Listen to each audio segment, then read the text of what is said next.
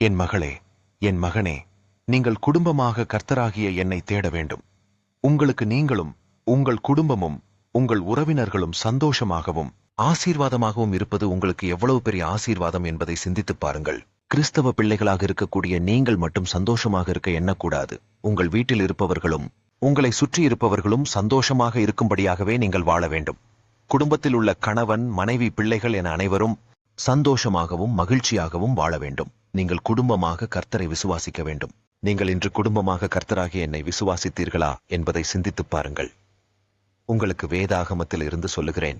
யோசுவா 24ஆம் அதிகாரம் 15ஆம் வசனம்.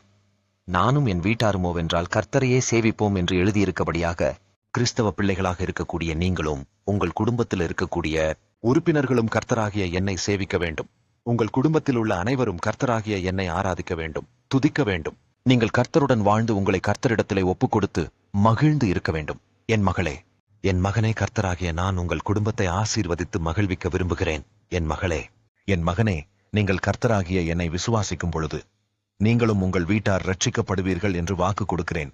நீங்கள் என்னை விசுவாசிக்கும் பொழுது உங்கள் முழு குடும்பத்திற்கும் ஆசீர்வாதம் உண்டாகும்.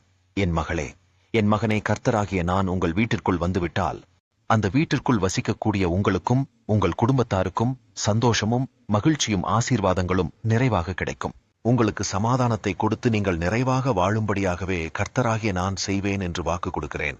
உங்கள் குடும்பம் இன்று என்னுடைய ஆசீர்வாதத்தை பெற்றிருக்கிறதா என்பதை சிந்தித்துப் பாருங்கள்.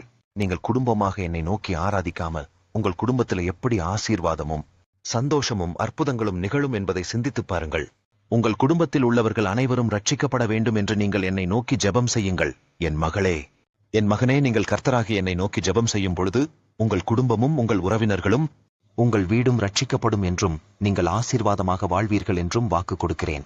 நீங்கள் என்னை நோக்கி ஜெபம் செய்யும் பொழுது உங்களுடைய ஜெபத்தினாலே நீங்கள் ஆசீர்வாதங்களை பெற முடியும் என்பதை விசுவாசியுங்கள். அதனால் தினமும் வேதாகமும் வாசித்து தினமும் என்னை நோக்கி ஜெபம் செய்து என்னை ஆராதியுங்கள். நீங்கள் என்னை நோக்கி ஆராதிக்கும் பொழுது உங்களின் சத்தத்திற்கு செவி கொடுத்து உங்களுக்கு இறங்கி உங்களுக்கு அற்புதங்களையும் அதிசயங்களையும் நிறைவாக கொடுப்பேன் என்று வாக்கு கொடுக்கிறேன். உங்களுக்கு வேதாகமத்திலிருந்து சொல்லுகிறேன். ரோமர் 12ஆம் அதிகாரம் 21ஆம் வசனம். நீ தீமையினாலே வெல்லப்படாமல் தீமையை நன்மையினாலே வெல்லு என்று எழுதியிருக்கபடியாக என் மகளே, என் மகனே, நீங்கள் ஜெயிக்க வேண்டும் என்றால் நீங்கள் தீமையினை நன்மையினால் வெல்ல வேண்டும் என்று கர்த்தராகிய நான் உங்களுக்கு சொல்லுகிறேன். உங்களுக்கு ஒருவர் தீமை செய்துவிட்டால் அவர்களுக்கு உடனடியாக நான் பதிலுக்கு பதில் தீமையை செய்வேன் என்று கிறிஸ்தவ பிள்ளைகளாக இருக்கக்கூடிய நீங்கள் சொல்லக்கூடாது.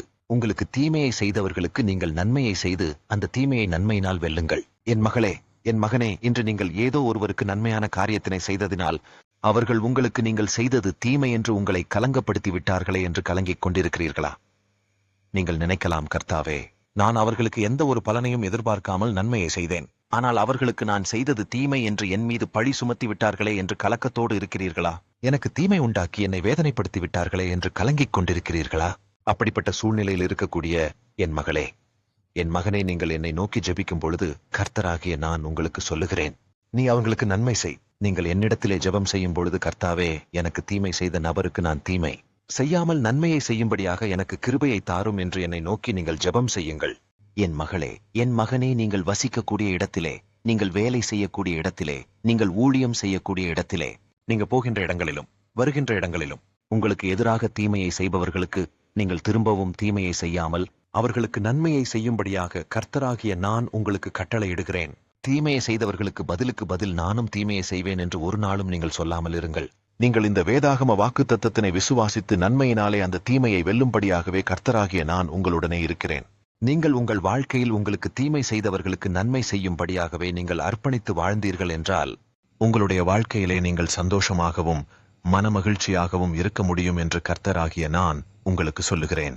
இன்று என் மகளே, என் மகளே, யார் மேலேயாவது வருத்தம், துக்கம், கோபம் இவைகளை வைத்துக் கொண்டிருந்தீர்கள் என்றால் இன்றைய அவைகளை விடுத்து அவர்களுக்கு நன்மை செய்யும்படியாகவே நீங்கள் உங்களுடைய வாழ்க்கையை கர்த்தரிடத்தில் ஒப்புக் கொடுத்து வாழுங்கள். நீங்கள் என்னை நோக்கி ஜெபம் செய்யும் பொழுது, கர்த்தாவே, எனக்கு தீமை செய்தவர்களுக்கு நான் நன்மை செய்யும்படியாக ஒரு வாய்ப்பினை எனக்கு ஏற்படுத்தி தரும்படியாக உம்மை நோக்கி துதிக்கிறேன் என்று ஜெபத்தினிலே என்னை ஆராதியுங்கள். அப்பொழுது உங்களின் ஜெபத்திற்கு செவி கொடுத்து உங்களுக்கு தீமை செய்தவர்களுக்கு நீங்கள் நன்மை செய்யும்படியாக உங்களை ஆசீர்வதித்து உங்களை மேன்மைப்படுத்துவேன் என்று வாக்கு கொடுக்கிறேன். என் மகளே, என் மகனே, நீங்கள் கர்த்தரிடத்தில் உங்களை ஒப்புக் கொடுத்து வாழும் பொழுது உங்களுக்கு உள்ளத்திலே சந்தோஷமும் மகிழ்ச்சியும் நிறைவாக கிடைக்கும்.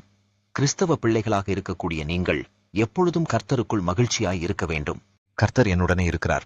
நீங்கள் எனக்குள் மகிழ்ச்சியாய் இருந்தீர்கள் என்றால் அதுதான் உங்களுடைய பலன். நீங்கள் கர்த்தரிடத்திலே உங்களை ஒப்புக் கொடுத்து கர்த்தர் உடனே வாழும் பொழுது எதற்காக சோர்ந்து போய் இருக்கிறீர்கள்? உங்களுக்கு எதிராக எழுப்பக்கூடிய சத்துருக்களை நோக்கி தைரியமாக சொல்லுங்கள், நான் கர்த்தருக்குள் மகிழ்ச்சியாக இருப்பேன். சாத்தானை நீ என்னை துக்கப்படுத்த முடியாது. என் மகளே, என் மகனே, நீங்கள் கர்த்தராகிய எனக்குள் மகிழ்ச்சியாய் இருப்பதற்கு நீங்கள் தினமும் என்னை நோக்கி துதியுங்கள். என் மகளே, என் மகனே, உங்களுக்கு பரலோக ராஜ்யம் எப்படிப்பட்டது என்பது தெரியுமா? உங்களுக்கு வேதாகமத்தில் இருந்து சொல்லுகிறேன். மத்தேயு 13ஆம் அதிகாரம் 45 மற்றும் 46ஆம் வசனம். பரலோக ராஜ்யம் நல்ல முத்துக்களை தேடுகிற வியாபாரிக்கு ஒப்பாயிருக்கிறது. அவன் விலையுயர்ந்த ஒரு முத்தை கண்டு போய் தனக்குண்டான எல்லாவற்றையும் விற்று அதை கொள்ளுகிறான் என்று எழுதியிருக்கபடியாக, என் மகளே, என் மகனே, உங்களுக்கு பரலோக ராஜ்யத்தினை குறித்து எதிர்பார்ப்பு உங்களிடத்திலே இருக்க வேண்டும். கிறிஸ்தவ பிள்ளைகளாக இருக்கக்கூடிய நீங்கள் உங்களுடைய வாழ்க்கையிலே எதை வேண்டுமானாலும் இழக்கலாம். ஆனால் நீங்கள் பரலோக ராஜ்யத்திற்கு செல்வதை இழக்கக்கூடாது.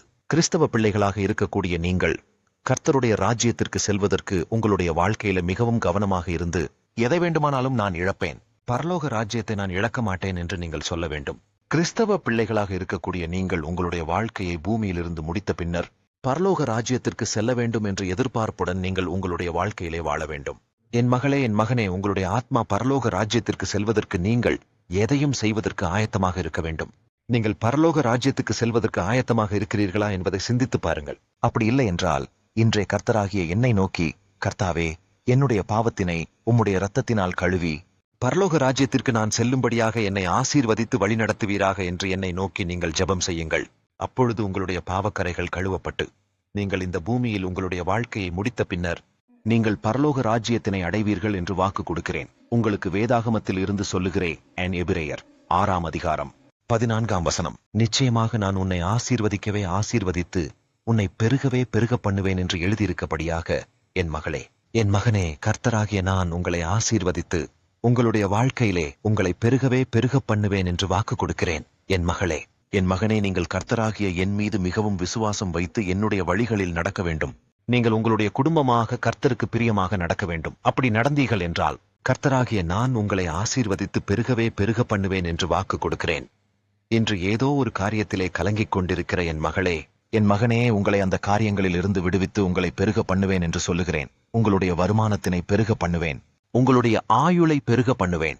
உங்களுடைய ஊழியத்தின் எல்லைகளை பெருக பண்ணுவேன். உங்களுடைய அறிவினை பெருக பண்ணுவேன். நீங்கள் இந்த வேதாகம வாக்குத்தத்தத்தினை விசுவாசித்தீர்கள் என்றால் உங்கள் குடும்பத்தினையும் ஆசீர்வதித்து உங்களையும் உங்கள் குடும்பத்தாரையும் பெருக பண்ணுவேன் என்று வாக்கு கொடுக்கிறேன்.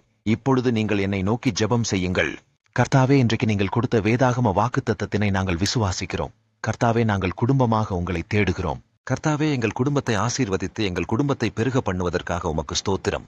கர்த்தாவே, உம்முடைய பரலோக ராஜ்யத்தின் கீழ் நாங்கள் வாழும்படியாக எங்களை ஆசீர்வதித்து இந்த பூமியிலே நாங்கள் நீதிமான்களாகவும் பரிசுத்தவான்களாகவும் வாழும்படியாக எங்களை ஆசீர்வதிக்கப்படும்படியாக உம்மை நோக்கி துதிக்கிறோம். கர்த்தாவே, இன்று எனக்கு இருக்கக்கூடிய கலக்கத்தினையும் வேதனைகளையும் துக்கங்களையும் என்னிடத்தில் இருந்து தூக்கி போடுவதற்காக உமக்கு ஸ்தோத்திரம். கர்த்தாவே, எனக்கு எதிராக எழும்பக்கூடிய சத்துருக்களிடத்திலிருந்து என்னை பாதுகாத்ததற்காக உமக்கு ஸ்தோத்திரம். தேவனே, எனக்கு தீமை செய்தவர்களுக்கு நான் திரும்பவும் நன்மையை செய்யும்படியாக என்னை ஆசீர்வதித்து வழிநடத்துவதற்காக உமக்கு ஸ்தோத்திரம் என்று என்னை நோக்கி நீங்கள் ஜெபத்தினிலே ஆராதியுங்கள். அப்பொழுது உங்களின் ஜெபத்திற்கு செவி கொடுத்து உங்களுக்கு அற்புதங்களையும் அதிசயங்களையும் நிறைவாக கொடுப்பேன் என்று வாக்கு கொடுக்கிறேன்.